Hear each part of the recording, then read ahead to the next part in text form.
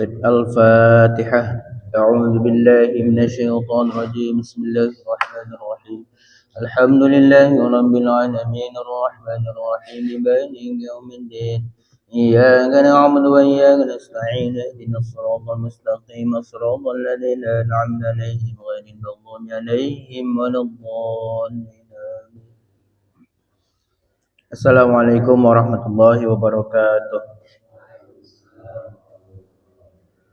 إن الحمد لله نحمده ونستعينه ونستغفره ونعوذ بالله من شرور أنفسنا ومن سيئات أعمالنا. من يهده الله فلا مضل له ومن يضلله فلا هادي له. أشهد أن لا إله إلا الله وأشهد أن محمدا عبده ورسوله لا نبي بعده. اللهم صل وسلم على سيدنا محمد وعلى سيدنا محمد كما صليت على سيدنا إبراهيم وعلى آل سيدنا إبراهيم في العالمين إنك حميد مجيد. فيا عباد الله أوصيكم ونفسي بتقوى الله فقد فاز المتقون.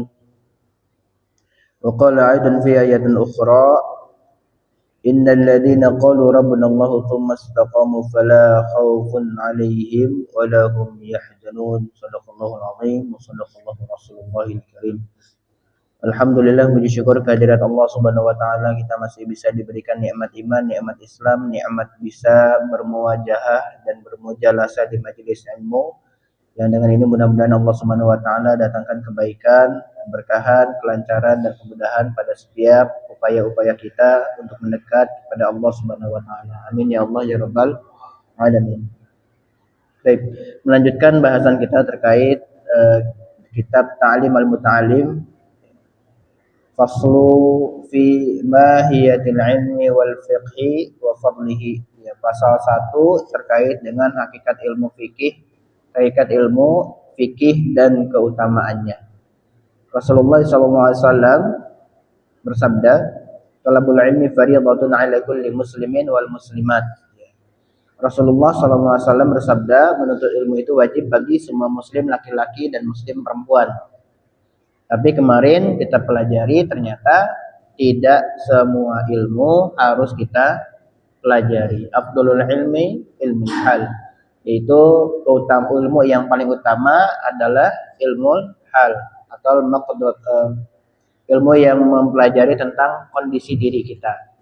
Jadi kondisi diri kita, ya kurangnya apa dalam ilmu agama, itu yang wajib kita dahulukan untuk dicari.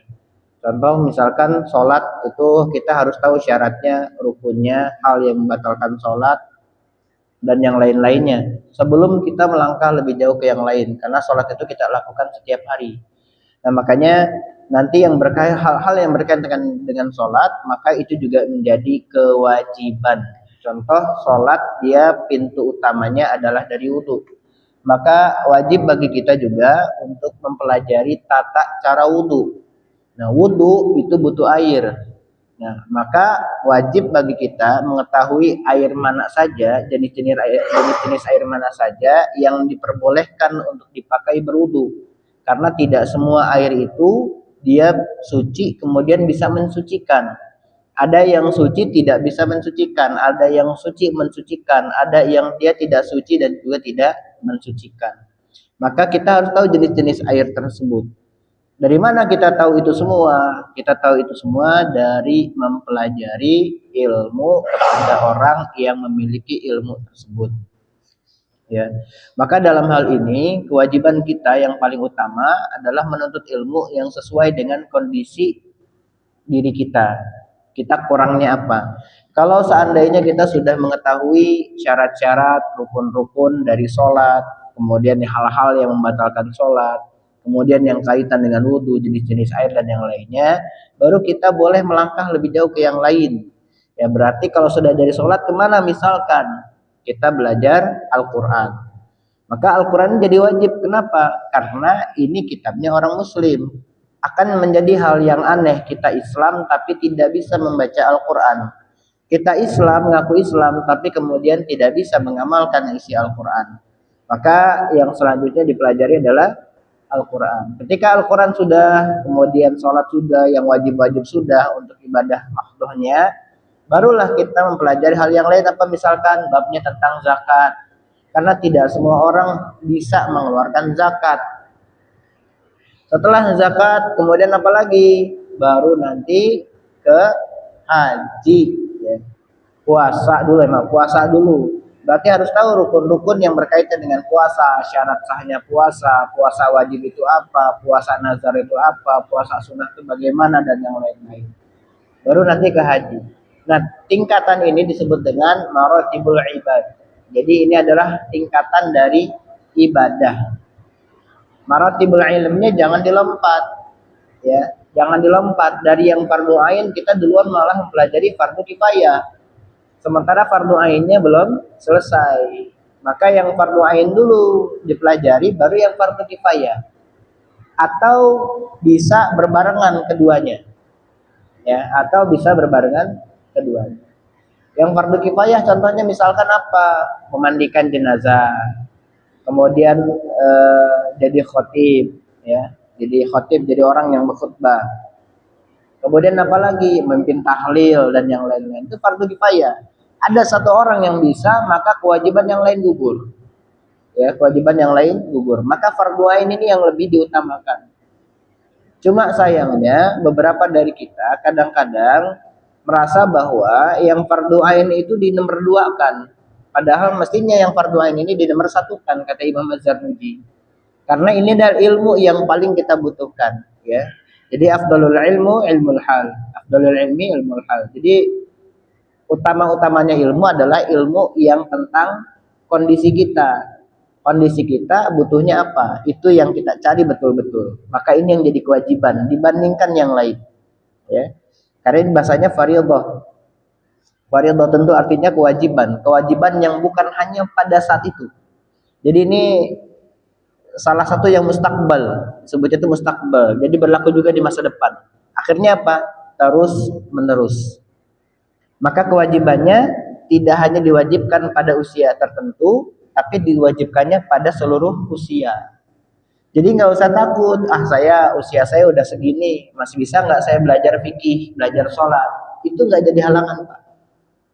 Meninggal kita pada saat tuntut ilmu, maka dijanjikan oleh Allah surga. Ya.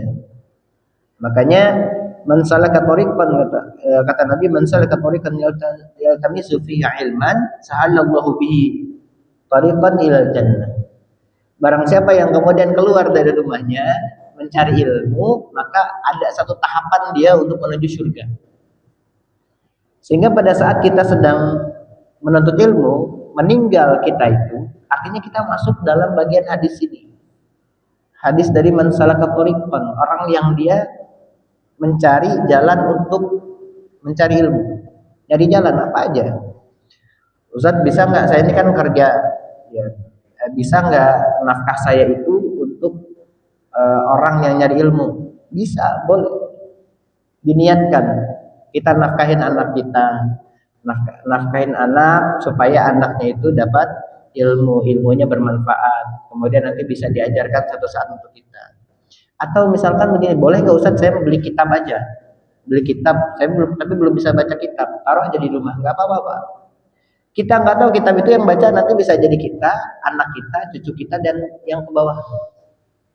Dan kita masih dapat pahalanya dari situ, ya. Jadi mandala alal khair, jadi menunjukkan dari kebaikan. Maka dalam hal ini penting bagi kita semua memahami hakikatnya ilmu tersebut. Jadi kemarin kita belajar ilmu itu apa? Ilmu yang paling utama kemarin apa kata Imam Syafi'i? Dua, apa? Ilmu fikih dan ilmu pengobatan. Ya. Ilmu fikih dan ilmu pengobatan kata Imam Syafi'i. Ya. Jadi ilmu yang paling penting kata Imam Syafi'i dua, yaitu ilmu fikih dan ilmu pengobatan. Karena fikih ini dia bisa mendekatkan kita kepada Allah dengan jalan-jalan yang benar. Sementara ilmu pengobatan bisa menjaga jiwa kita. Ilmu fikih menjaga jiwa, ilmu pengobatan menjaga jasad. Makanya jiwa dan jasad kita ini perlu yang namanya penjagaan. Penjagaannya adalah dengan ilmu fikih dan ilmu pengobatan. Lalu bagaimana Ustaz dengan pikiran kita? Kadang-kadang kita berpikir ya di zaman kayak sekarang, gampang emosi, gampang sedih, sensitif kalau misalkan diomongin orang dan yang lain-lain. Maka apa yang harus kita lakukan pada saat itu? Mengalihkan pikiran. Mengalihkan pikiran. Ustaz, Rasulullah kalau lagi marah, lagi kalau nggak ada masalah sama istrinya kemana? Rasulullah keluar, Pak. Makanya Kak, salah satu salah satu karakteristik laki-laki ketika sumpek di rumah pasti nyari keluar, pasti keluar rumah. Apakah cuma duduk di luar rumah bengong doang atau nyebat ngerokok, nyari aktivitas lain aja pokoknya, ngerokok, ada yang ngopi, ada yang ketemu temennya gitu ya, ada yang mancing, ada ya ada yang mancing, ada yang main volley gitu ya. Nah karena barangkali sedang sumpek di rumah, bukan berarti nggak nerima, enggak. Karena Rasulullah sendiri pernah kayak begitu. Rasulullah pernah dalam satu kali, dalam satu riwayat itu disebutkan, beliau itu dimarahin sama Sayyidah Aisyah. Jadi Rasulullah istrinya kan ada 11. Nah ini cuma Rasulullah doang, hanya Rasulullah aja boleh. Dan itu pun setelah Sayyidatuna Khadijah wafat. Satu ketika Rasulullah itu tiap hari itu beda-beda. Kadang ke rumah Sayyidah Aisyah, kadang ke rumah Ummu Habibah dan yang lain-lain. Dan di kalangan para istri Nabi itu ada yang dia circle golongan yang muda, ada circle golongan yang tua. Golongan yang muda ini kurang pengalaman, tapi masih pada cantik. Golongan yang tua ini sudah kurang cantik, berkurang kecantikannya, tapi pengalamannya banyak. Contoh pengalaman banyak apa misalkan dalam hal memasak. Yang tua ini lebih pandai memasak dibandingkan golongan muda. Suatu ketika Rasulullah kemudian menemui Sayyidatuna Aisyah. Terus kata Sayyidatuna Aisyah, hari ini makan siang di sini aja. Saya mau belajar masak. Kata Sayyidatuna Aisyah. Gak lama dari situ Rasulullah baiklah duduk. Rasulullah duduk siang-siang nunggu masakan Sayyidah Aisyah masak di dapur. Tiba-tiba kedatangan tamu. Tamunya ini adalah khodim dari golongan tua. Ya, Ummu Saudah. Ya, antara Ummu Saudah atau Ummu Habibah lah. Pokoknya antara ini golongan tua. Ngantarin apa? Ngantarin makanan kesukaan Nabi. Kalau sekarang mungkin nganterin sop gitu ya. Nabi yang kebetulan yang buka Sayyidatuna Aisyah. Assalamualaikum, waalaikumsalam. Dilihatnya khadimnya itu sudah bawa sop. Begini nenteng gitu ya. Sayyidatuna Aisyah ini yang ibaratnya tuh lagi bawa apa namanya tuh? Centong ya, bawa centong. Rasulullah ngelihat dari dalam. Siapa? Ini khadimnya si ini. Kenapa nggak dibiarkan masuk? Ada apa? Ini ya Rasulullah, saya nganterin masakan dari majikan saya. Kebayang nggak? Ini Sayyidah Aisyah lagi belajar masak, yang rasanya belum tentu enak. Yang ini udah ada makanan dari yang tua, rasanya udah pasti enak. Kira-kira kalau Bapak jadi Rasulullah milih yang mana, Pak? Ini serba salah nih. Ini lagi di rumah yang muda ya, lagi di rumah yang muda. Kira-kira milih yang mana, Pak? Milih yang enak, tapi yang ini masalahnya di rumah yang muda. Yang muda bisa ngamuk, betul ya? Sekian muda, yang ini sudah balik lagi. Kalau balik lagi khadimnya dibilang sama majikannya, kamu jangan kembali dengan tangan kosong.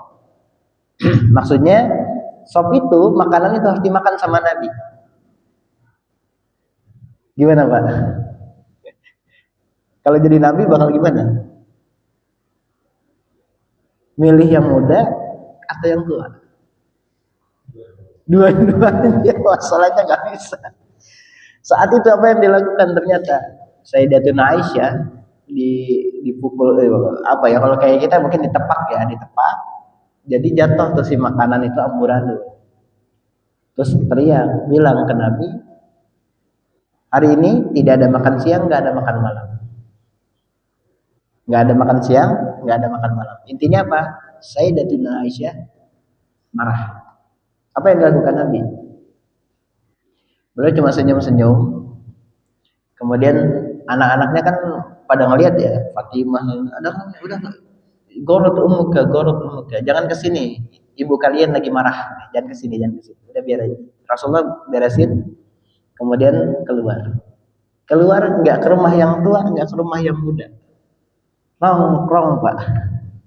Kalau bahasa kita boleh bahasakan nongkrong, nongkrong Nabi. Di mana? Di pinggiran danau.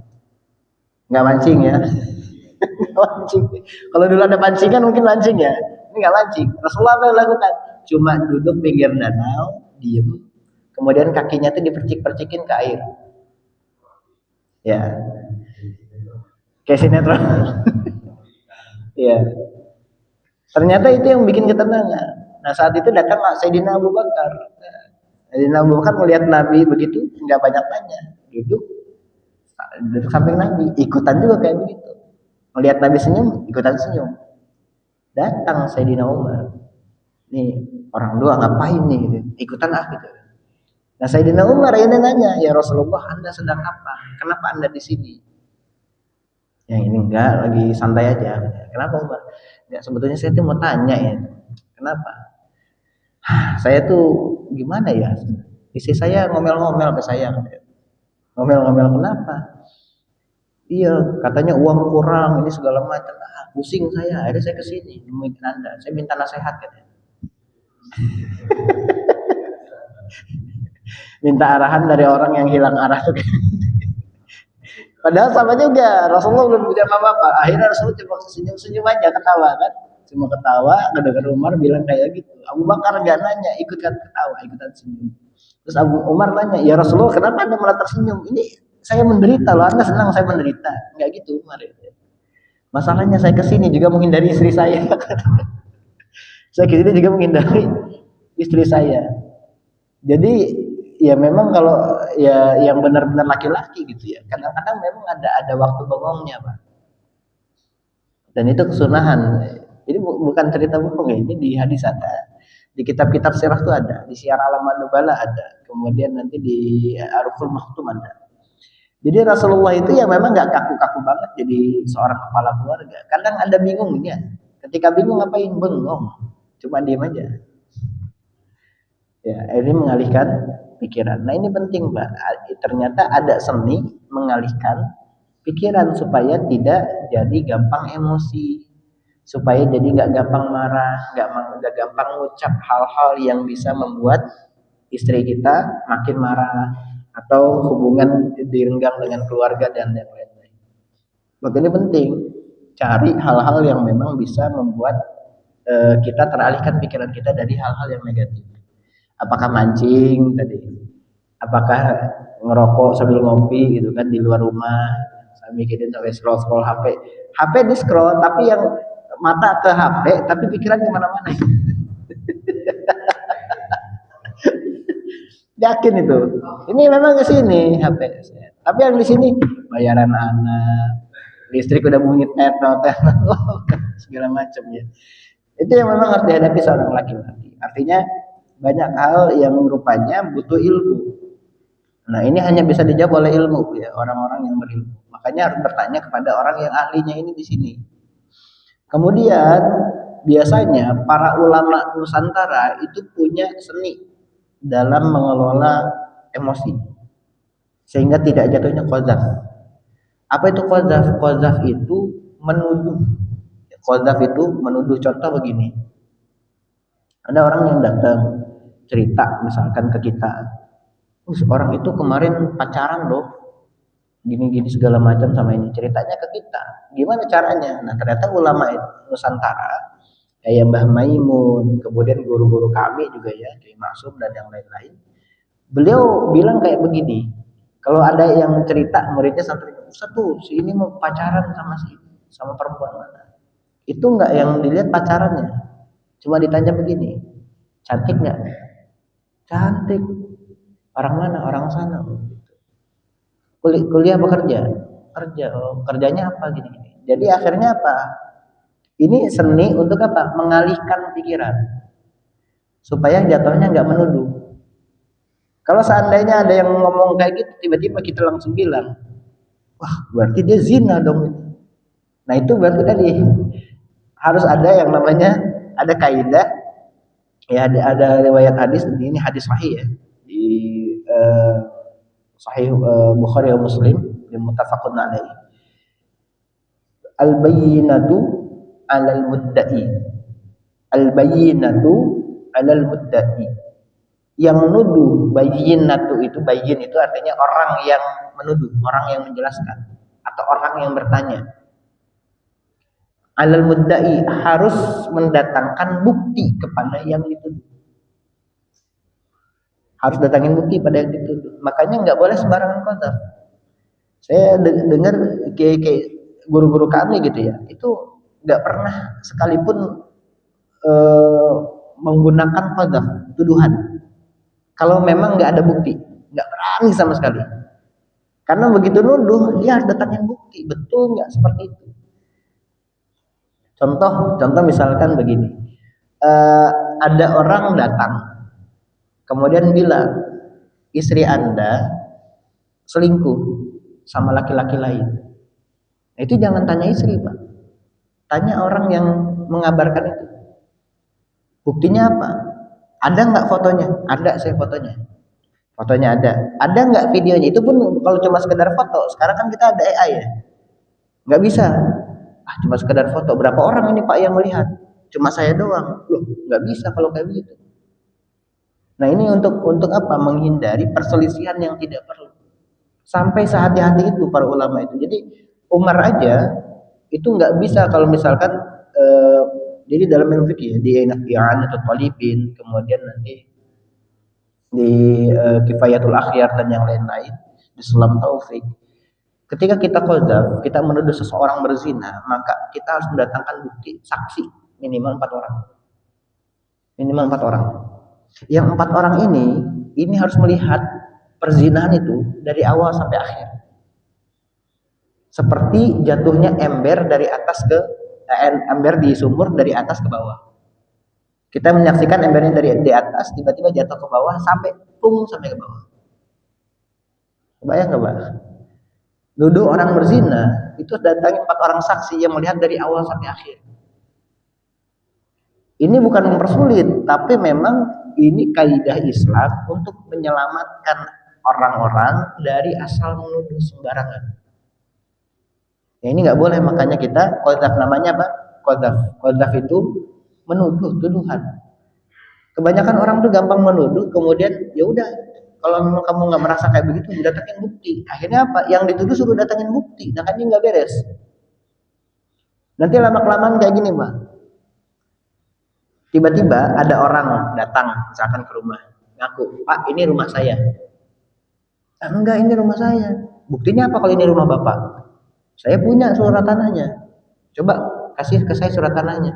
Sementara yang menuduh ini itu nggak bawa apa-apa. Kemudian kita lihatin ini surat tanahnya Pak, difotoin sama dia, diganti ke BPN. Mungkin nggak kayak gitu? Mungkin sekarang. Mungkin sekarang itu. Saya punya, ya, ada orang cerita lah. Adik saya sebetulnya bukan orang lain. Adik saya cerita. Temannya yang ada yang kerja di sana di bidang pertanahan itu. Mungkin nggak orang yang dia menghuni rumah bertahun-tahun, dia punya surat tanahnya, diusir, bisa, tinggal diganti di ini gini. Jadi kenapa kita harus megang bukti pada saat kita menuduh, supaya nggak terjadi hal-hal demikian. Makanya ini bahaya ya, ini bahaya dari menuduh. Nah, makanya di kitab Ta'limut Ta'alim ini kenapa Imam Az-Zarnuji menjunjung sekali tentang ilmu, supaya kita ini tidak mudah kemudian terjebak dalam situasi yang kita tuh nggak tahu apa-apa. Nah kalau kita nggak tahu apa-apa, jangan ada di situ lagi, Pak. Kita nggak tahu apa-apa, misalkan ada perampokan bank. Kebetulan perampoknya bajunya sama kayak kita. Kita terus masih ada di situ. Kira-kira kena tuduhan nggak, Pak? Bisa jadi kena tuduhan, dituduh misalkan, kamu ngerampok bank ya? Enggak pak, ini saya ada buktinya. Baju kamu sama, bisa jadi bukti nggak? Bisa. Jadi tuduhan dia datangin bukti. Maka yang sini harus bisa melakukan pembelaan diri. Cuma kan bela dirinya jadi susah. Kenapa? Karena sudah ada bukti. Nah itu yang berbahaya. Ini yang berbahaya. Nah makanya di Al-Quran itu disinggung wala tarkanu ilal ladzina zalamu fatasahumut nar. Janganlah kamu cenderung berada kepada kezaliman. Salah satu contohnya adalah kayak tadi, berada di kezaliman. Kita tahu di sini tuh tempatnya salah semua. Ini orang pencuri, ini penjudi, ini pemabuk. Kita ada di situ padahal kita nggak ikut-ikutan. Nah, kita dianggapnya satu circle dengan mereka. Lebih lebih lebih nyaman dianggap satu circle sama pemabuk atau satu circle sama ustad. Ustad. Iya kan? Nah, ini bukan berarti ini karena memang nanti itu hukum sosial tuh kayak begitu. Begitupun kalau ada ustadz tiba-tiba dia duduk bareng sama bandar judi. Kemudian ke apa ya? Ketangkep nih bandar judinya. Ya, ke apa namanya? Ketangkap tangan. Nah, kita ada di situ, si ustadznya ada di situ. Bisa kena tuduhan nggak? Bisa. Kalau tiba-tiba si bandar judinya jelek, ini saya pengen juga nanti di penjara ada yang nasehatin. Ah, ustadznya saya bawa juga aja. Ada dia bikin bikin apa? Bikin tuduhan palsu. Hadisul ifki namanya. Ya, hadisul ifki, berita palsu. Dibikinlah berita palsu itu. Nah, bisa nggak zaman sekarang seperti itu? Sangat bisa. Ya, sangat bisa. Nah, makanya hukum di Indonesia ini kebalik, yang dituduh harus datangin bukti. Ya, ini kan kasus yang sekarang sedang viral, Gubernur Riau dibela sama Ustaz Abdul Somad. Ya, Ustaz Abdul Somad kemudian mengeluarkan dalil itu di pengadilan itu. Sebelum dimintai saksi, saya izinkan saya mengeluarkan satu dalil. Al-bayyinatu alal mudda'i. Orang yang menuduh harus datangin bukti. Sementara saya ikuti persidangan dari awal sampai sekarang, saya lihat yang menuduh tadi itu belum bisa mendatangkan bukti yang menyatakan gubernur tertuduh itu korupsi. Nah ini penting nih. Ini jadi kalau di pengadilan Indonesia ternyata yang dituduh juga harus datangin bukti. Padahal nggak begitu. Yang nuduh itu datangin bukti duluan. Karena kalau misalkan yang dituduhnya datangin bukti, akhirnya apa? Yang menuduh akhirnya bisa tahu, oh kan ini jadinya begini, ini gini. Padahal itu data yang data privasi. Contohnya ini nih bendahara kita diaudit, kita udah ini segala macam, tiba-tiba ada warga yang bilang, wah ini larinya kemana aja segala macam. Nah yang harus datangin bukti adalah yang menuduh itu. Kita nggak harus datangin bukti, nggak harus kemudian kita menyatakan enggak kok ini tanggal sekian dibelikan ini enggak, karena itu nanti akan dijadikan celah untuk memutarbalikan fakta dan membuat yang namanya hadisul ifki atau tuduhan atau berita palsu. Dan sekarang itu banyak sekali yang terjebak di lingkar seperti itu, sehingga orang-orang yang tidak bersalah, orang-orang yang amanah, dia bisa saja dijebloskan ke penjara dengan teknik tersebut. Nah sementara dalam Islam ini kita akan jadi tenang. Kenapa? Kalau kita nggak merasa melakukan itu, ya nggak usah jadi ya kalang kabut. Ya silakan aja datangkan buktinya. Datangkan dulu buktinya, benar nggak seperti itu? Ya. Allah alam bisawab. Ini adalah bagian dari ta'lim muta'allim ya. Ini bagian dari apa yang dijelaskan oleh Imam Az-Zarnuji bahwa ternyata seberapa penting ilmu fikih itu diterapkan di masyarakat. Rupanya tidak hanya masalah sholat, rupanya tidak hanya masalah zakat dan yang lain-lain, tapi juga menentukan hukum sosial. Ya, sehingga orang-orang itu tidak berbuat semena-mena. Fikih itu dia membatasi orang-orang dari bersikap menguasai segala hal. Karena hakikatnya manusia itu ingin berkuasa. Ketika dikasih kekuasaan, maka yang terjadi apa? Dia keluar batas. Nah ini yang harus kita cermati. Jangan sampai kemudian ketika kita mengemban satu amanah, mengemban satu jabatan, jangan sampai kemudian kita tidak membuat aturan yang bisa mengikat kita berpuasa terus-menerus. Nah, ini yang harus kita jaga ya, dan harus jadi orang yang wadzakir fa inna dzikra tanfa'ul mu'minin, orang yang dia senantiasa mengingatkan satu sama lain terhadap orang mukmin. Hadanallahu wa iyyakum ajma'in. Allahu waffiq ila aqwamit thoriq. Wassalamualaikum warahmatullahi wabarakatuh.